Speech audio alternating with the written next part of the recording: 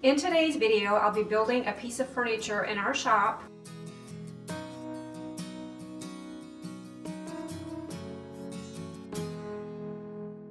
So I'm in our living room, and what I need is a small table, like an end table, to place between my two recliners behind me here. And I've looked everywhere for one, like in thrift stores. I don't want to go buy something new, and I just can't really find what I need. So if I can't find it, I'm going to try to make it. So join me as I work in the shop today. I have these large round wooden signs that didn't sell in the antique mall from a couple of years ago, and I think I can use one of these for my tabletop. What I have in mind is to make a drop leaf end table. I like the vintage look of that, and these measure around 28 inches, and I think that would be perfect for a little drop leaf end table. So first I have the tedious job of removing the decal that was on here. It's actually a little bit harder than I thought with all the picking, but it's definitely removable.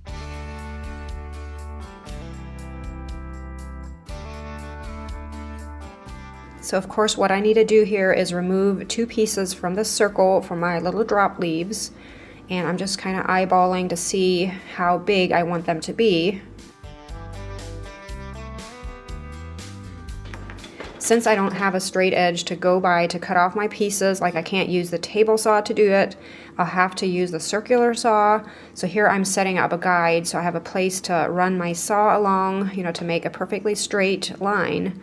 And after I have the first piece off, I'll be able to use the table saw, being that I have a straight side to go by. John was also in the shop doing some work as I was, working on this project, so he helped me hold things a bit as I made my first cut.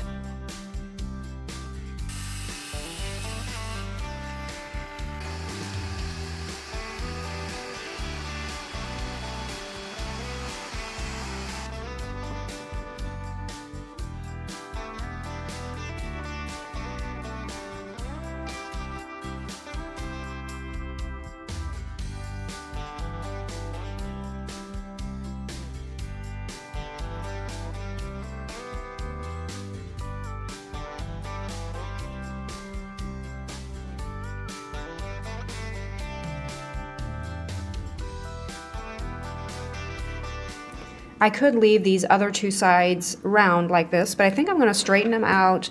I'll just make a smaller table, and I don't have a lot of space to, put it in. And I think, again, either way would look okay, but I'm going to go for the straight sides.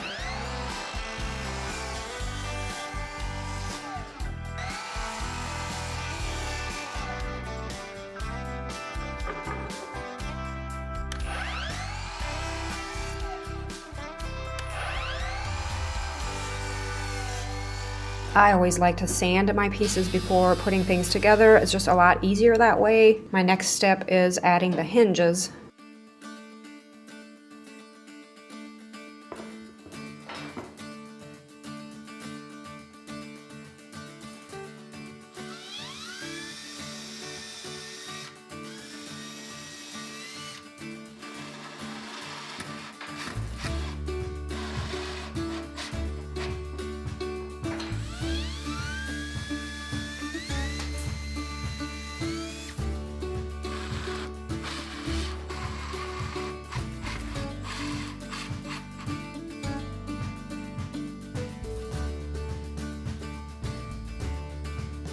I'm kind of liking how this is looking, and if I make a piece of furniture blindly like this, without any measurements to go by, I like to do it section by section. That way I can kind of hold it up, eyeball it, see what my next piece, like what size, in this case the skirting and the legs should be.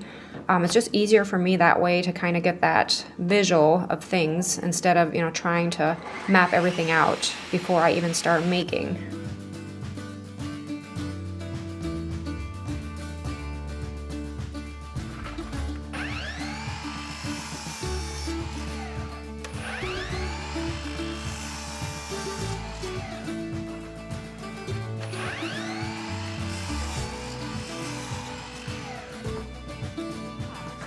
The next step, of course, is the skirting, and I want it to be 3 inches wide, and I want it to set in at least a couple inches from the edge of the tabletop. And being that this is a drop leaf table, I of course need to install little boards or something to hold my leaves up, and in this case I'm going to cut a notch into the skirting. That way I can slide little boards of wood in there to, you know, be able to slide back and forth to hold up the leaves, and this will make sense as I work on it.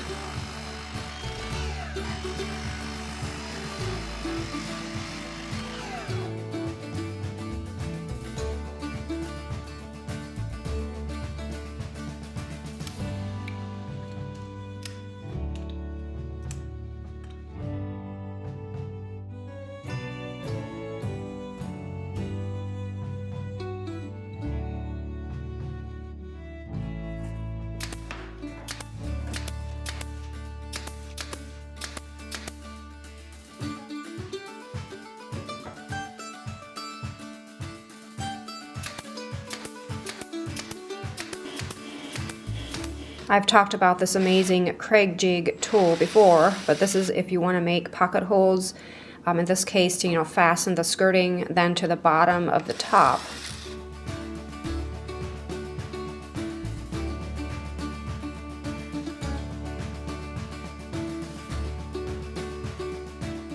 I think I'm going to try to use these spindles for legs. First I thought maybe they're too skinny, but I think being that, you know, the size of the top isn't just overly big, I think it'll look okay and not, you know, too top heavy. I do want the legs to be slightly at a slant instead of just straight up and down, so I'll have to cut slight angles to get this.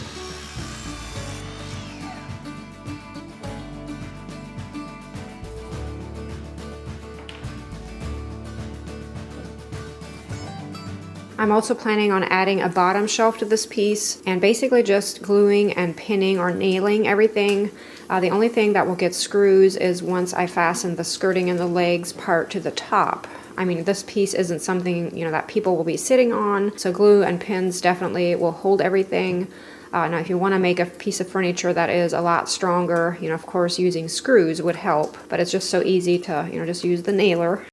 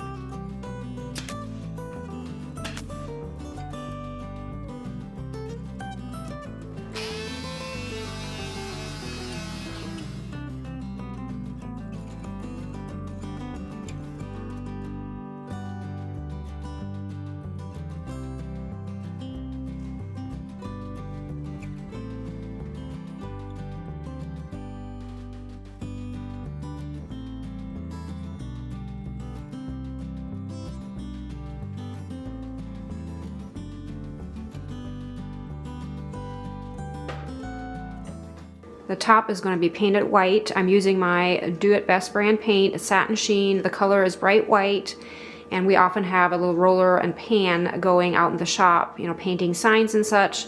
So I'm just going to use that. We always keep it covered tightly so we can reuse it, but it's really handy to just grab and roll something like this. For the base, I want it to be a warm gray color, and I don't really have any on hand, so I'm going to try to just mix some together. I have some gray paint and some tan paint. See if I can find that balance of a nice warm gray.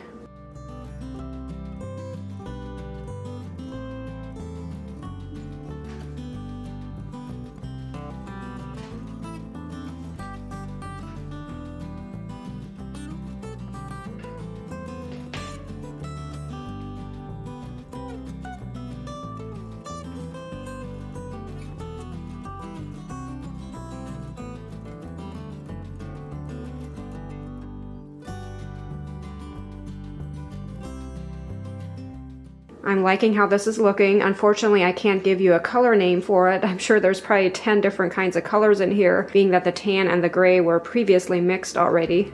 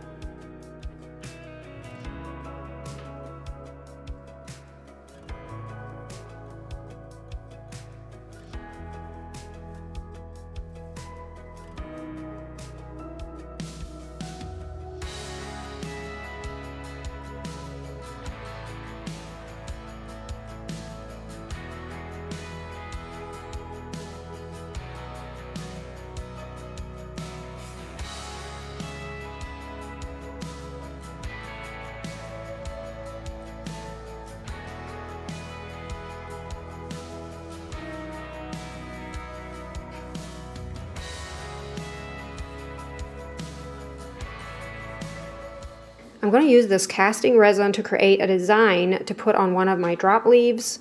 And I've talked about this product before, but it's simply amazing. Basically, you just mix the two ingredients together and pour it into the mold, and within a couple minutes it starts to harden, which I just love that about it. There's no waiting on it. It doesn't have to cure for hours.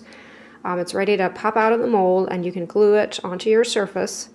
And I get all of these products from Patterson Art Studio. I've talked about them before on here, but they have anything along this line and everything. They have all kinds of different decor transfers, along with many other products if you enjoy being creative and making things. So make sure to check them out. I'll have their link down below in the description box.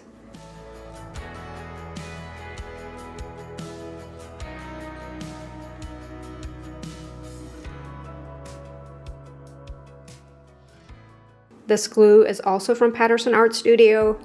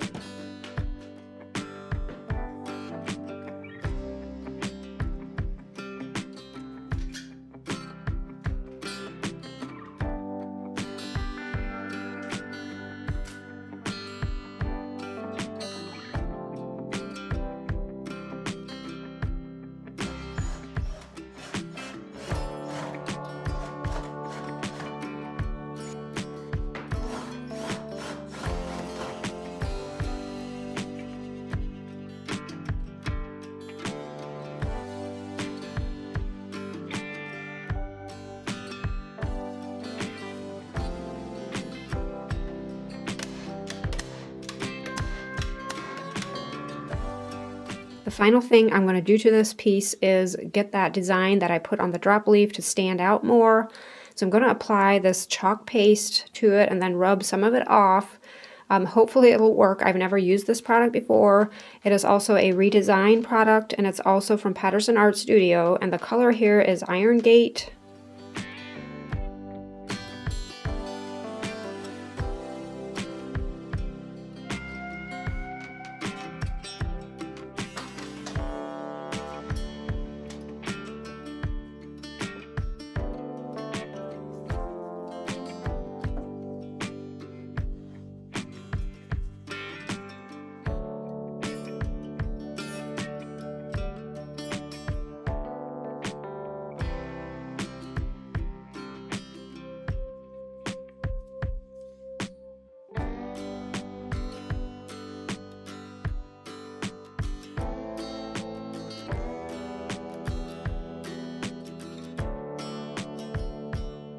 I hope you enjoyed following along as I made this little piece of furniture. Gotta say, I love how it looks in here. I mean, no, it's not perfect. I'm very far from a professional furniture maker, but I feel like I kind of got what I was looking for. I added these pretty herb pillows to the recliners, and a local artist, Cheryl Miller, actually created these designs. You might remember them from a couple years ago, but we do still stock them on the Etsy shop in case you're looking for something like this, but I think they're so pretty. And I have one more thing I want to show you, a new item for the Etsy shop. We have these adorable little egg banners, and I have a couple of them with me here, but we have a number of different designs. And these, of course, would be so fitting for the upcoming Easter season. I think they turned out so cute. So make sure to check those out if you're looking for something like this. And as always, I hope your day is going great. Thanks so much for watching, and I'll see you in the next one. Bye.